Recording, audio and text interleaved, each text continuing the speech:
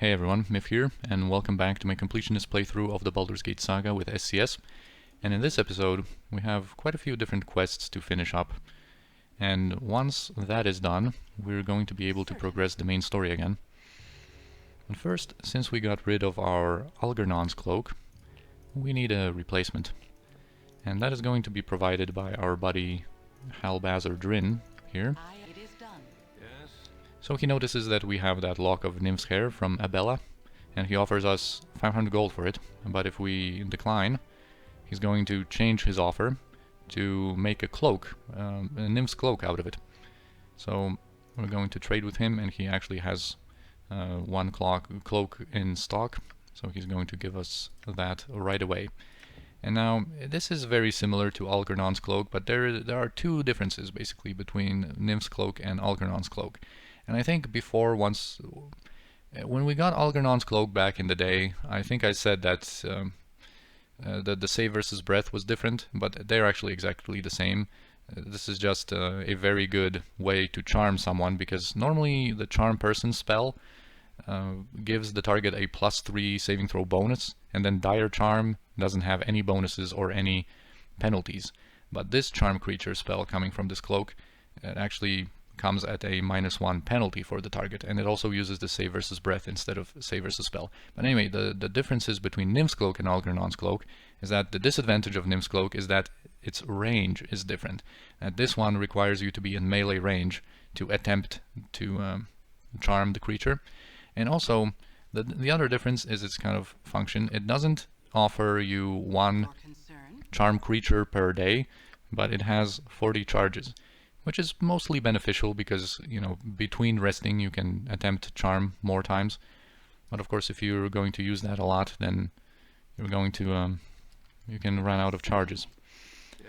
Anyway, actually, since we're here, there's probably going to be yet another time when I visit here to buy like a lot of his potions, like these magic blocking and magic shielding. Like, I don't think I've shown these ones in the playthrough yet, but these are excellent potions as well, because the main thing about them is that they last for a while, and also that they make all of your saving throws automatically successful. So this is another way of making sure that you're not going to be disabled by spells that, you know, generally offer a saving throw in that regard. So it's, you know, the spells that are either save or be confused or dominated or something.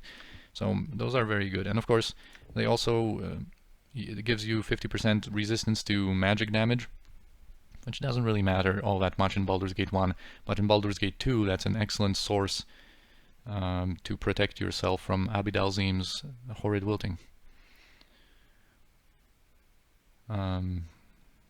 Okay, I just wanted to check out his scrolls because I think I'm going to buy a couple of them. First of all, let's actually sell some spares that we have here. Yeah, probably even this dire charm, because the Nymph's cloak is better in that regard. We don't need non-detection, don't need burning hands for sure. We don't really need knock. We don't need this protection from evil. This is something that we don't need. The strength ones I should probably sell as well. But anyway, what I wanted to buy is a couple of more spells that are very nice to just have on hand in the form of scrolls. So if we find ourselves not having them memorized anymore, we can still have access to stuff like mirror images for MON. That's invisibility is always handy, although we do have 14 potions of invisibility. You can never have enough. Can have some haste scrolls, why not? Maybe I'll get a little bit more of these chaos scrolls. Alright, since of course our financial situation is so good. Anyway, that's it for now. Now let's go to Elfsong and resolve that whole blackmailing situation with Sirdamak. Indeed. So that's just to showcase an additional kind of dialogue option. It doesn't really matter in the grand scheme of things, but once you talk to him, and now we have some additional dialogue options, and you can actually kind of tell him to, you know, move to a more secluded room here. And it's just kind of for role-playing, really. because he's going to move here when the two ruffians are, and one of them actually left out of his own volition. And you can then tell him to order the ruffians to leave, so we can kind of like kill him alone here, but it doesn't really matter. I'm going to kill all of them. Yes, it is done. Speak up, speak up. So yeah, we can attack at will, or we can attempt to be more, or seeking a more peaceful conclusion. Yeah, so he knows that Ariana is the person who sent us, and we are too heavily armed for mere chit-chat. Let me guess, you were to kill me, but you want a peaceful solution. You would rather end this diplomatically and save your conscience the trouble of killing someone over a mere tryst in the undercellar. Let me save you from your dilemma, and get in the first shot. So yeah, he's just a fighter. Nothing special. Boom. And the second guy, are you here? No. Let me take care of you. Here, and end you. Yes, indeed. Alright. Of course, I'm, as usual, wearing the wrong cloak.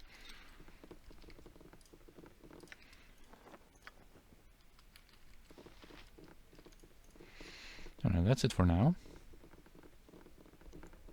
Now we're going to move to, yeah, the evening is coming, so soon we're going to be able to do some of these thieving quests with Narlin and the Hall of Wonders. But in the meantime, we're going to visit the harbor or the docks district.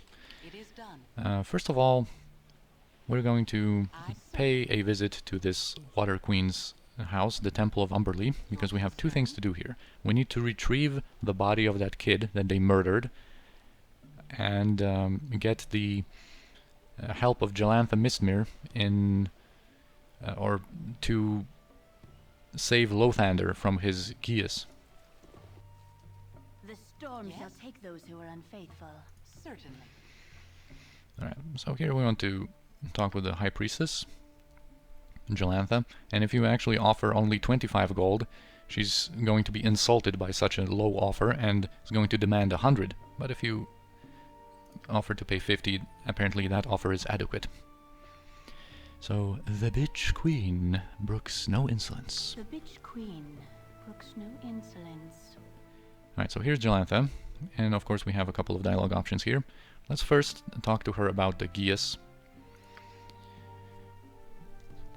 And if we wish a favor of that sort, we're going to have to do a favor for her. So, the Holy Day Storm Call approaches. It will be the first time I have overseen this ceremony. To ensure that my first ceremony is flawless, I need an item of power. It is called the Book of Wisdom, and it is possessed by the clergy of Timora at the Temple of Timora, called the Ladies' Hall. Alright, so we're in, I guess. We don't have another choice. We can also ask about the boy's body, and she wants 2,000 gold for that. And if you help Tenya in her conflict with the fishermen down south a little bit, she is actually going to like interfere here and basically bring the body of Kasson to you as kind of payment for the fact that you helped her earlier in the game. But yeah, we're going to get the body for free soon. So let's just quickly, before we go back to this harbor district to take care of a couple of more things, let's quickly go to the Temple of Timora and talk with Chanthalis. Indeed. So here are basically three ways to get this Book of Wisdom.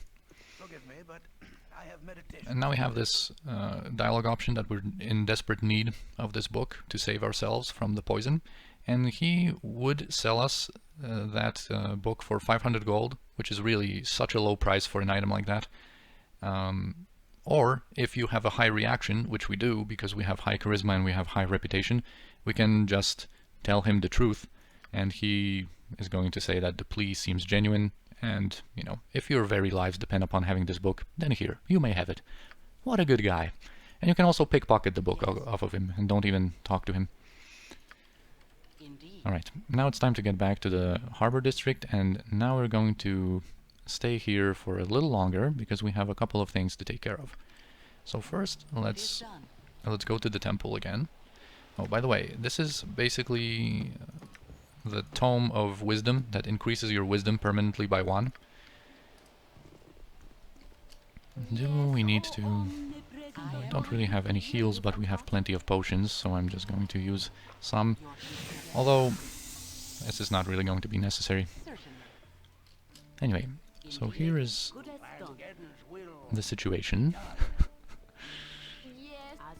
I am here. It is done. Queen. So she sees that we have the Book of Wisdom.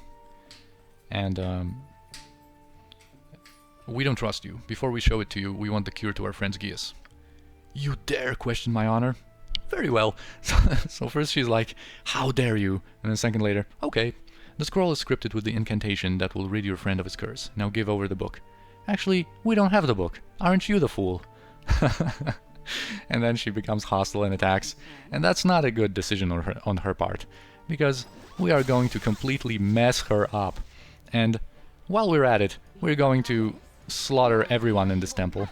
Because we won't really need it for anything else. Yeah, they are, as you can see, very weak. We didn't really need to heal before doing this.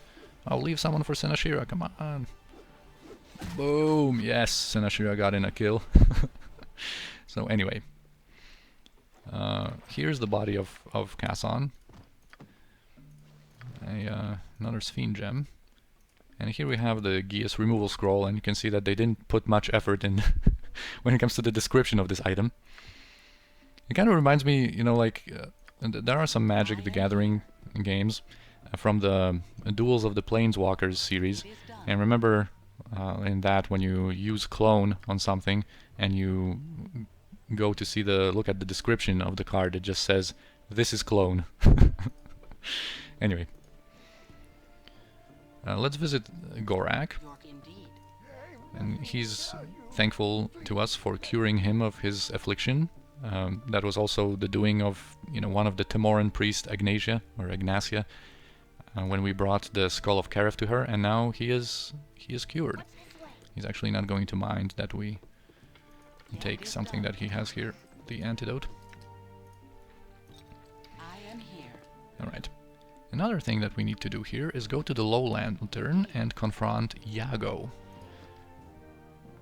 the mage who cursed the daughter of Brielbara.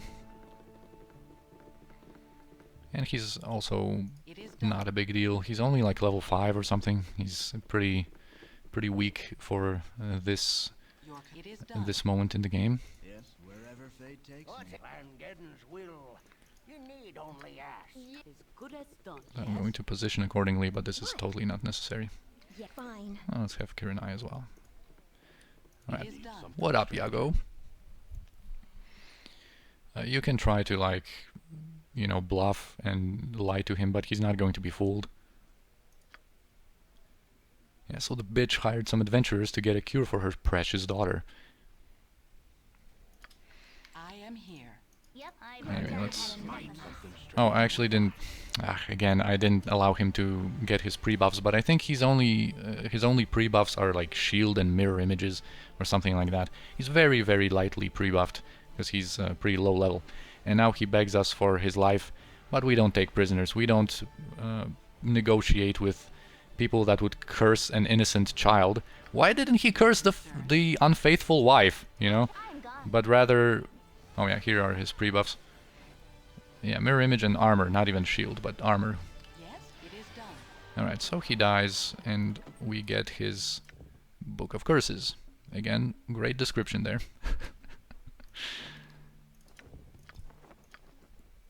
Okay, now we're done here. Actually, Indeed, your concern. Indeed. no we're not. I'm gone. Yes, indeed. What's this Oh, don't come close here. The group. You're certainly. I want some of these scrolls, man. They are not bad. I'm not going to bother clogging my scroll case with that sleep scroll, but the other things I will take. Alright, so this is done. Certainly. Now, I also wanted to kill some Ankegs for that quest for Fenton, but since evening is approaching, I really want to kind of stay in Baldur's Gate. to be able to do these quests, because if we travel to the Ankeg area and back to Baldur's Gate, it's going to take, I think it's like a 4 hours travel time, so it's going to be too late again, or too early in the morning. Now, what else do we have to do?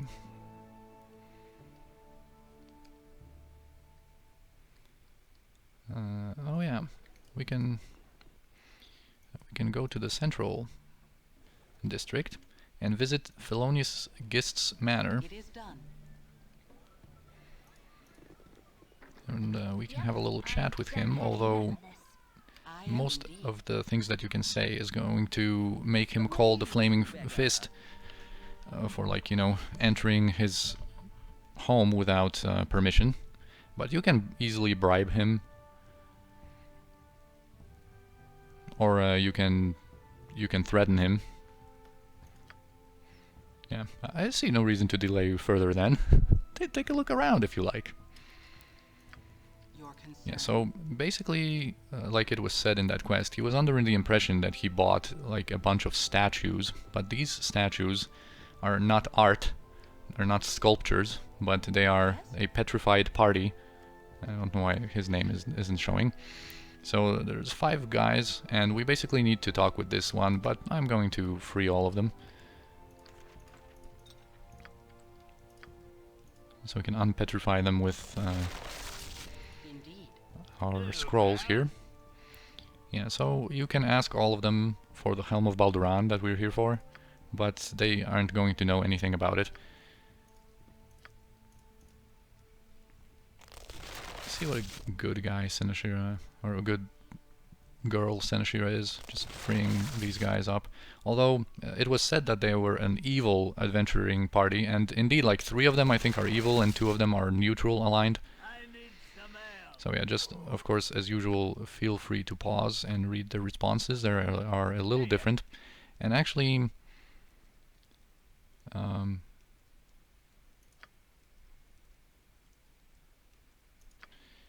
the thing is that you can also fight them.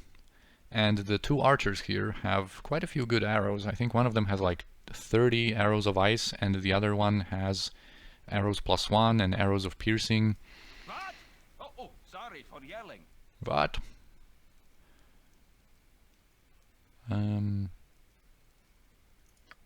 yeah, of course, some of them see this request for the Helm of Balduran as reasonable, and some of them say that they wouldn't trade it. Like, why wouldn't you trade it for your life? Would you rather die? Like, this is so unreasonable. Anyway, we need to talk with Vale. And there are a couple of things that can happen during this conversation. So, you know, he's very grateful, and we can tell him that we seek this Helm of Balduran. And he asks, what is our business with that helm? How do we know of this? So we were hired by Degradel to retrieve it. And yeah, he said that they would have it. This is what he said. Well, he was wrong. As much as I am grateful for your help, the item you seek is very important to me. I earned it through hard work and take good care of it. Am I to relinquish such a historical curiosity that means so much to me? I ask you to reconsider. We are both adventuring sorts, whether hired or driven by spirit. Leave me my prize. You know I well deserve it. So you can say that the words ring true, and he's going to tell you, he's going to be thankful for that, and he's going to tell you where another item of his is, and he's going to direct us to Quenash, a certain prostitute in the undercellar. And I should have quick saved here because I wanted to showcase that dialogue option, and you know, you kind of go in peace then, or you can press him to give you the helmet, and he's then going to give you a note. So that's what I wanted to do. I wanted to have a quick save so that you could read the note. But now, since, well, we have an autosave, I guess. So let's pressure him. Yeah, he shall yield. But you know, he's not going to tell us directly. He's just going to give us the note. And like I said, we can fight them, and you get some experience. And mostly the arrows are notable. They don't really have anything else of worth.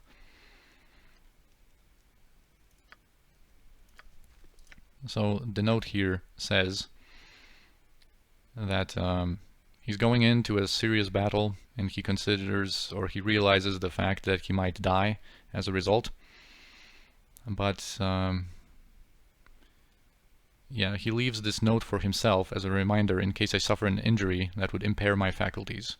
Any battle against the mage always carries such a risk. Quenash, my beautiful fallen saint, holds my cloak as a reminder of me. My helm I will trust only to my guile in hiding it. It rests where people rest, in a building that may as well have been named for the purpose.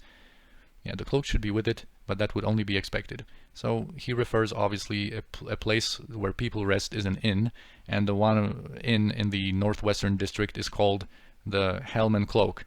So that refers to the helm and cloak of Balduran, obviously. So that's what happens, and they leave. What is your bidding? Oh, and an NPC project banter between Koran and Imoen again.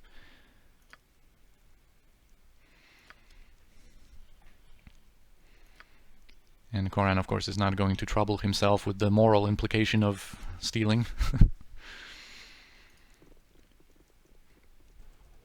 Anyway, I think I'm going to leave it at that. I'm not going to reload. But the only thing other than that, you know, is that, like I said, you can honor his wish, and then as thanks, he's going to say to go to Quenash, to the underseller, and get yourself the cloak. Alright, so that's what we're going to do. Having the ability to teleport is so nice, so that we don't have to anymore like orchestrate our arrival into this district from a certain point. Like first we would have to go to the central northern district and then go east to arrive here, as we should. And this guy actually wants to like extort some money. He says that if you want to enjoy the pleasures of the underseller, you have to pay the 10 gold entrance fee, and there's actually no such fee. Because if you say that the price is steep, you know, like can't afford it, I guess we'll be on our way. Hey pal, wait a moment. Okay, you can take a look around and you don't have to pay the entrance fee. Just don't tell anyone about it. Yes? So either he's nice and there is a fee and he just lets you in, or he just wanted some money for himself. So as you can see, a lot of noblemen secretly kind of indulge here in this place.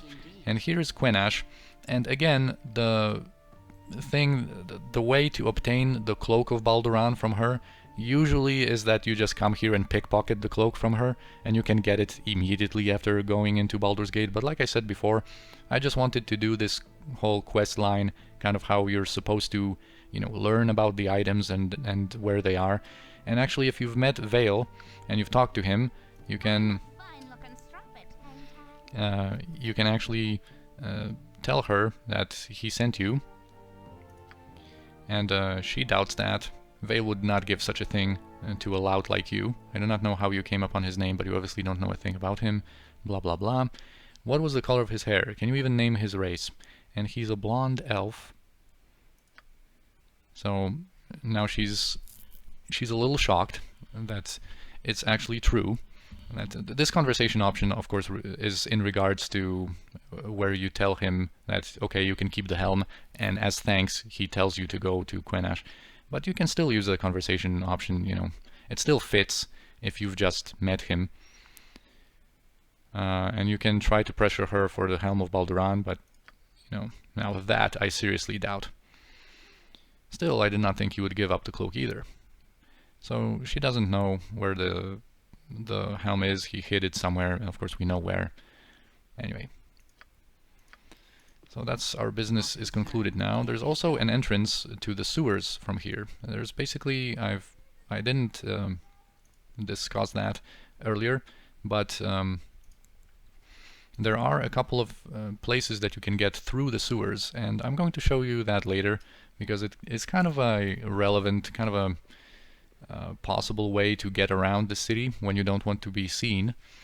You can go through the sewers, and there are a couple of entrances through the sewers to the basements of some notable locations. So anyway, now we have this cloak, and I am going to use an identify scroll on that. Cloak of Balduran.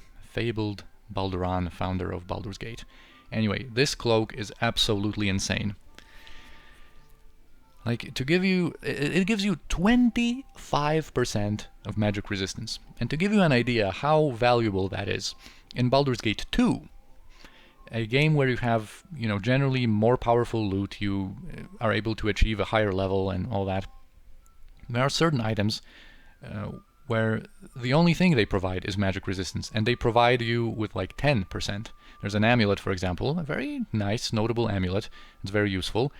That all it does is give you 10% magic resistance. Now, this cloak, not only from just one item do you get 25% magic resistance, you also get the armor class bonus and the saving throws bonus like a Cloak of Protection +1, and on top of all that, it actually stacks with other protection items. So for example, on Senashia we already have the Ring of the Princes, the Ring of Protection, but we can still wear that cloak together with it. So, dang! That item is absolutely insane. I'm not sure who I'm going to actually have it on. I'm going to have to, like, I think in between episodes I'm going to have to think a little bit about the gear choices. Maybe I will make Yeslik kind of my main tank. He has like 12 hit points less than Jaheira, but since he has the Gauntlets of Dexterity now, and he can have some cleric self buffs like Draw Upon Holy Might and stuff like that, I think I might make him my like second slot guy and give him all of the armor class bonuses things, and Jaheira can be kind of like a magical tank, you know, with these different elemental resistance items and stuff, because she has this club that gives her 25% electrical. So I would leave her this helm. So obviously Yeslik is going to probably wear the helm of Balduran. I'm not sure about all of it yet, but I think I'm going to do some gear changing around. Alright, now let's get ourselves that Helm of Balduran. It's a very, very good piece of equipment as well. And it's in this room that I mentioned before, that we would visit a little bit later. There are some minor goodies in this chest, but you'd have to kind of wait for them to move out, and I'm not going to do it. Anyway, here, of course, when we use tab, you can see that behind this painting there's something that we can use, but I just wanted to take a moment to remind you that in the classic Baldur's Gate there was no tab function. You couldn't highlight interactable objects. All you could do is like hover your mouse over different things that you thought could be interactable, and then you would see that, okay, they are, you know, there's nothing in these containers here.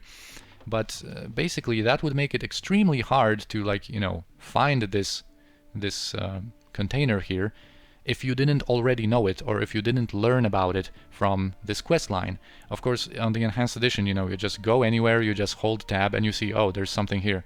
But in the original game, you actually, you know, wouldn't really be able to, like, find it, because you wouldn't be hovering your mouse over, like, every painting in the game. It's also trapped. And inside, we do have the Helm of Balduran. So I have two more identification scrolls. I guess I can use one of them on this. And this helmet is like a really, really good all-around helmet. Thaco +1, armor class +1, saving throws +1, hit points +5, and you know, you can just wear it together with anything. So probably Yeslik is going to hold on to it now, or wear it. And the only other person that can wear helmets is Koran, so I'm going to give him that one. And all of our helmets here, I didn't even pick up the helm from the Helmed Horrors, which is kind of cool looking as well. But, you know, we have no use for these helmets at all. So, because we only have 3 people in our party who even can equip a helmet. Yes? So yeah, now we have both of the Balduran items. Certainly. Very powerful items of the fabled Balduran. And the helmet of Balduran, actually, you can export into Baldur's Gate 2. There's a special system with, like, well, in the Enhanced Edition there are like 3 items that you can kind of carry over into Baldur's Gate 2, but I'm going to talk about it a little bit later. Now, also, what do we have to do? Oh yeah, one more thing I wanted to do is let's finish that, at least finish that poison quest, so that we can get rid ourselves of that poison that we have from It is done. the agents of the Iron Throne. Actually, if you go on for a while in the game, I went into the wrong place. Indeed. I certainly. I wanted to speak with this guy, Yurik. Yeah, Mom set you up to this, didn't she? We brought the amulet of protection to him. Alright, it looks dumb, but I'll wear it. Tell my mom, Nadine, that I miss her, but I'm not coming back. Your concern. Yeah, so we will inform Nadine a little later. But yeah, in order to speak with Lothander, we need to go to here, to the Blade and Stars. It is And done. upstairs, here's going to be waiting for us. Yes, it is done. I was about to say that if you go on in the game, you are actually going to have information that you like threw up after feeling really bad, and you know, basically a confirmation that this poison is for real. And after 10 days, you will die. So anyway, also what I kind of didn't point to when we first met Lothander, especially I should have drew your attention to that when we were in the Central District when he brought us to that Diviner's tent, was that you could probably notice how fast he was moving. That is because for some unknown reason in the Enhanced Edition they actually gave him a pair of boots of speed. There's actually in the Enhanced Edition there's a second pair of those boots, whereas in the classic game there was only one. But in order to get these boots you would have to kill him, kind of go the evil way and kill him, because you cannot pickpocket the boots off of him. So I don't know why they did that, but for some reason he just has boots of speed. And anyway, another thing is that of course his name, Lothander, is so similar to Lathander, the good aligned god, you know, the Morning Lord. The temple of which of course is east of Baragost. Anyway, let's talk to him. No, my life is in. So yeah, we have your cure. Now where's the antidote to the poison? Alright, so he only has a half of the antidote. Marek, his partner, has the other half, and he resides right now at the Blushing Mermaid Inn. I am here. So we're going to go right there. You could probably see for a moment there that he really moved very quickly because of those boots. It is Alright, so done. let's go to the Blushing Mermaid and get Imoen a nice upgrade. It is done.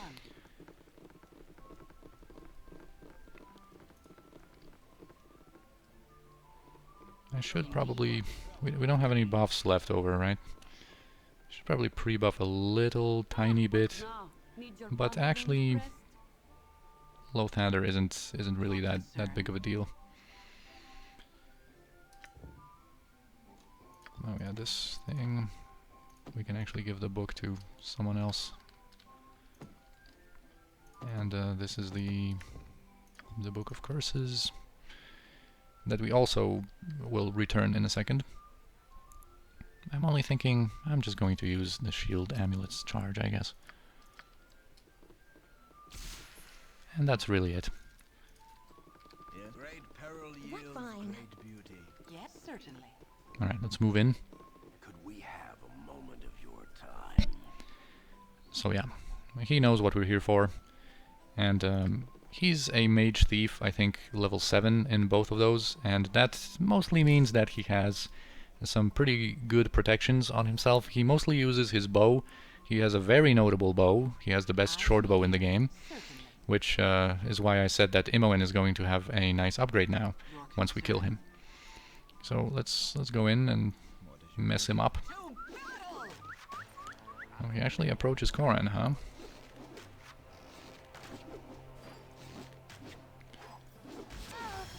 Oh, a double Melf's Acid Arrow on Imoen. You have some tricks up your sleeve, huh? But that was that was a nice boom. It is It was a nice explosion to finish up the fight. Alright, the acid arrows finished. And here is his potion of antidote. So now automatically we like use the antidote, and now we are cured of Marek's poison. We have 10,000 experience for that, and although only Senashira really took a sip from it, everyone's cured. We don't need to do anything more with it, although you can pass it on and, you know, make other people drink it for like role-playing reasons, I guess. But you know, it also has, as you can see, it's a special like thing that special antidote that has 10 uses, 10 charges, And it does cure poison, but it's actually pretty bad because it cures it with a delay.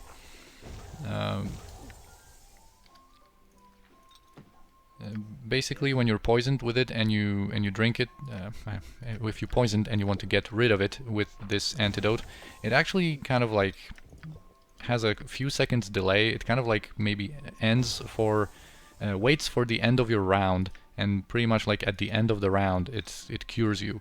So I'm not going to hold on to it. We have enough antidotes and elixirs of health, so we don't really need it. Oh, and our potion case is full again. That's a dagger +2, and here is a bow, a short bow +2. As you can see, Imoen got a nice upgrade to her Thako, or improvement, and her damage. And actually, I'm going to identify that because it has a pretty funny description.